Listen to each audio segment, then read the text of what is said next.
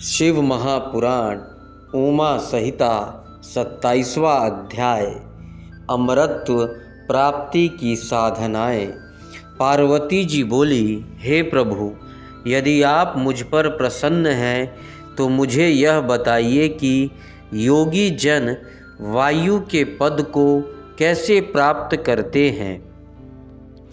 यह सुनकर महादेव जी बोले, हे कल्याणी, जिस प्रकार दरवाजे की देहरी पर रखा दीपक घर के अंदर और बाहर दोनों को प्रकाश करता है, उसी प्रकार हमारे हृदय के भीतर स्थित वायु भी अंदर और बाहर दोनों ओर प्रकाश करती है। ज्ञान, विज्ञान और उत्साह सभी का मूल वायु ही है। इसलिए जिसने वायु पर अपनी विजय प्राप्त कर ली है, उसे पूरे जगत पर विजय प्राप्त हो जाती है। जिस प्रकार लोहार मुख से फूकनी में फूक वायु भरता हुआ अपने काम में लगा रहता है, उसी प्रकार संत और योगी जन भी अपने अभ्यास में लगे रहते हैं। अभ्यास करते करते जब वे पारंगत हो जाते हैं तो वे आसन से 10 अंगुल ऊपर उठ जाते हैं। प्राणायाम में सिर एवं विहुतियों के साथ गायत्री मंत्र का जाप करते हुए प्राणवायु को रोका जाता है और अंदर स्थित वायु को नाक के रास्ते बाहर फेंका जाता है। इसे करने से बड़ा उत्तम फल मिलता है। योगी जनों को एकांत स्थान पर जहाँ सूर्य चंद्र का प्रकाश हो सोना चाहिए। आँखों को उंगलियों द्वारा बंद करके ध्यान मग्न होने पर योगी जनों को ईश्वर की ज्योति के दर्शन होते हैं। जब योगी जनों को इस प्रकार अंधकार में ईश्वर ज्योति के दर्शन हो जाते हैं, तब वह योगी परम सिद्ध हो जाता है। उसे अनेक सिद्धियां प्राप्त हो जाती है। वह जीवन मृत्यु के बंधनों से मुक्त हो जाता है और उसे मोक्ष रूपी परम तत्व की प्राप्ति हो जाती है। इस प्रकार ध्यान करने वाले योगियों को तुरई गति प्राप्त हो जाती है। 28वां अध्याय छाया पुरुष का वर्णन। श्री पार्वती जी शिव जी से पूछने लगी कि भगवान, आपने मुझे काल और वचन का वर्णन किया, अब मुझे छाया पुरुष के श्रेष्ठ ज्ञान को बताइए।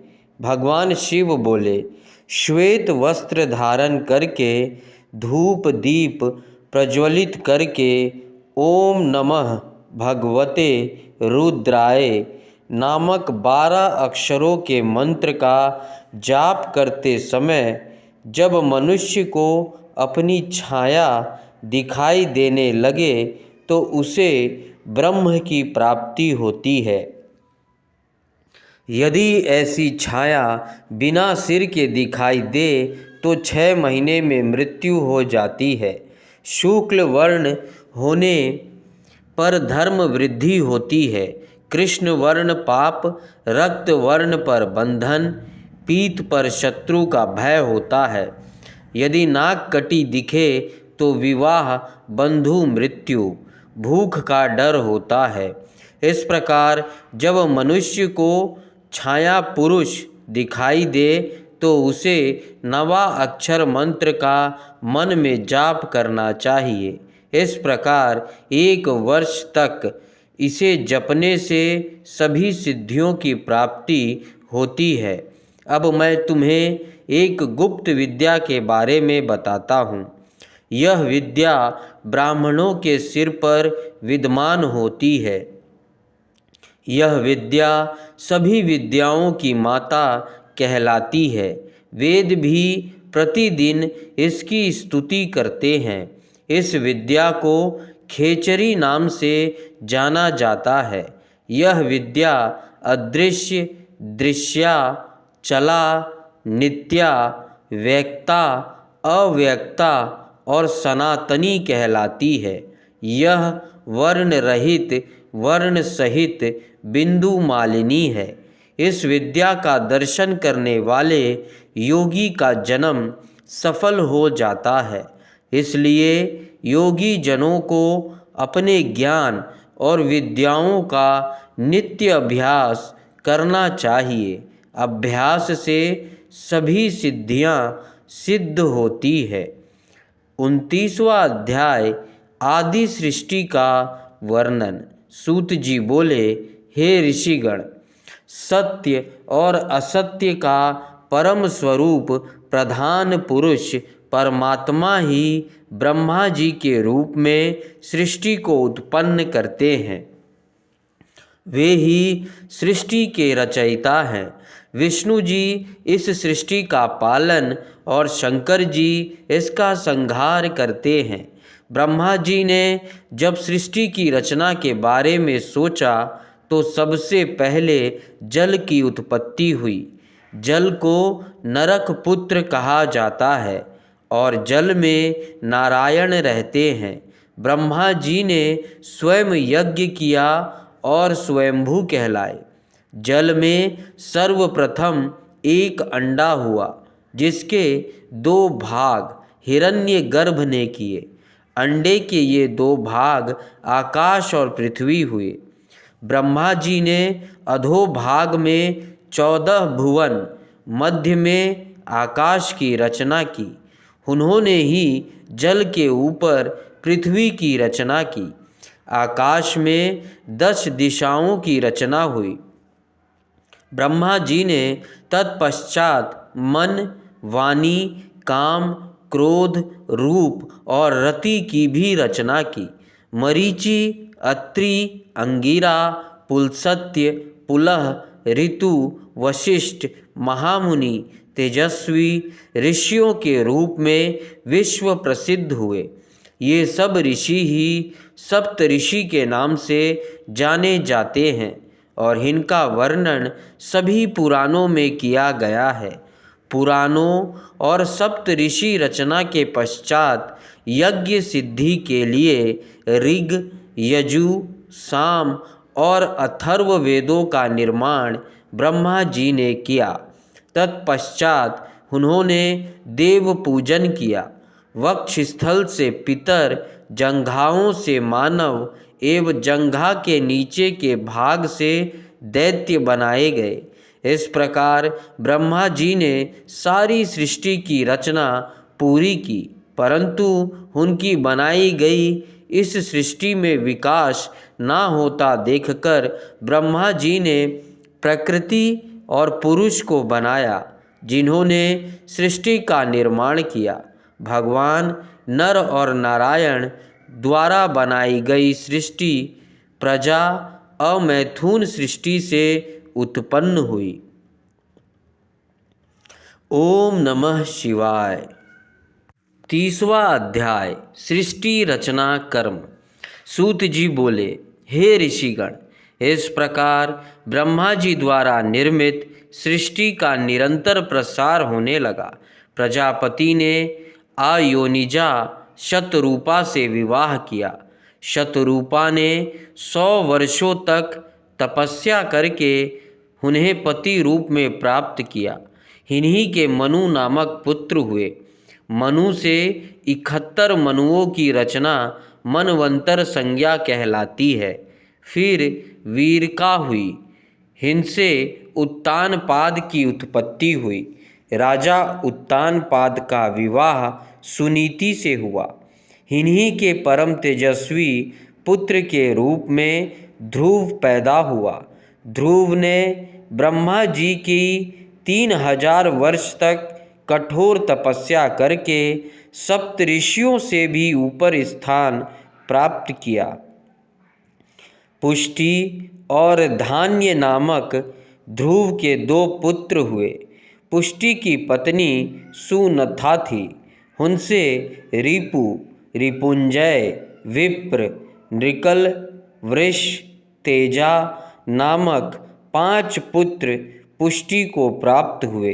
रिपु से चाक्षस, पुष्करिण पत्नी से चाक्षुष को वरुण नामक पुत्र प्राप्त हुए। सुनिथा से अंग को बैन नामक पुत्र की प्राप्ति हुई। बैन की शरीर से ऋषिगण ने मंथन किया। उनके दक्षिण हाथ से राजा पृथु पैदा हुए, जो भगवान विष्णु के अवतार थे। पृथु ने पृथ्वी का दोहन किया ताकि प्रजा का हित हो सके। इनके विजिताश्र और हयश्र नामक 2 पुत्र हुए। शिखंडनी ने वीर वर्णिनी से विवाह किया। इनसे प्रजापति की प्राप्ति हुई, जो कि सोम के अंश थे। तत्पश्चात दक्ष ने 2 पैर वाले और 4 पैर वाले जीवों को उत्पन्न किया। हयश्र नामक 10,000 पुत्र उत्पन्न हुए, जो महर्षि नारद के वचनों और उपदेशों को सुनकर वैरागी हो गए। फिर ब्रह्मा जी ने शवलाश्र नामक 10,000 पुत्र उत्पन्न किए, जिन्हें नारद जी ने फिर से वैरागी बना दिया। यह सब जानकर दक्ष बहुत क्रोधित हुए। क्रोधित दक्ष ने देव ऋषि नारद को श्राप दिया। नारद, तुमने मेरे पुत्रों को गलत मार्ग पर डाल दिया है, उन्हें मुझसे दूर कर दिया है, इसलिए तुम भी कहीं चैन से नहीं बैठ सकोगे। तुम्हारा कोई निश्चित ठिकाना नहीं होगा, तुम जगह जगह घूमते रहोगे। पुत्रों के बाद दक्ष की 13 कन्याएं हुई, जिनका विवाह कश्यप, अंगिरा, कृष्णाश्र एवं चंद्रमा से हुआ। इस प्रकार अनेकों जीवों का निर्माण करने के पश्चात भी ब्रह्मा जी की सृष्टि का विकास नहीं हुआ। तब उन्होंने मैथुनी सृष्टि का सृजन करने के बारे में सोचा। 31वां अध्याय मैथुनी सृष्टि वर्णन। शौनक जी बोले, हे सूत जी, कृपा करके मुझे देव, दानव, गंधर्व, राक्षस और सर्पों आदि के बारे में बताइए। यह सुनकर सूत जी बोले, जब ब्रह्मा जी द्वारा निर्मित सृष्टि का प्रजापति द्वारा विकास नहीं हुआ, तब वीरसा ने अपनी कन्या का विवाह धर्म से कर दिया और मैथुनी सृष्टि का आरंभ हुआ। प्रजापति दक्ष के 5,000 पुत्र नारद जी के उपदेश का अनुसरण करते हुए ज्ञान की तलाश में घर छोड़कर चले गए और फिर कभी नहीं लौटे। इसी कारण दुखी दक्ष ने देव ऋषि नारद को शाप दिया था। तत्पश्चात प्रजापति दक्ष ने 58 कन्याएं उत्पन्न की और उनका विवाह कश्यप, चंद्रमा, अरिनिष्ठम, कुशास्त्र, अंगिरा से कर दिया, जिनसे इन्हें विश्व से विश्व देवता, संध्या से साध्य, मरुवती से मरुतवान, वसु से 8 वसु, भानु से 12 भानु, मुहूर्तज लंबा से घोष, यामी से नाग, विथि एवं अरुंधति से पृथ्वी उत्पन्न हुए। संकल्पा से संकल्प, वसु से अय, ध्रुव, सोम, धर, अनिल, अनल, प्रत्युषा, प्रभास, ये 8 पुत्र पैदा हुए। 8वें वसु प्रभा से विश्वकर्मा प्रजापति की उत्पत्ति हुई। वे शिल्प कला में निपुण थे। विश्वकर्मा देवता के लिए आभूषण, विमान, घर एवं अनेक वस्तुएं उनकी इच्छा अनुसार बनाया करते थे। इसी कारण विश्वकर्मा देवताओं के शिल्पी कहलाए। रेवत, अज, भीम, भव, उग्र, वाम, वृष, कपि, अजेकपाद, अहिर्बुधन, बहुरूप एवं महान ये 11 रुद्र प्रधान हैं। वैसे तो स्वरूपा के अनेकों पुत्र हुए और उनसे पैदा हुए रुद्रों की संख्या करोड़ों में है, परंतु इन्हीं 11 रुद्रों को ही मुख्य माना जाता है। 11 रुद्र संसार के स्वामी भी कहे जाते हैं।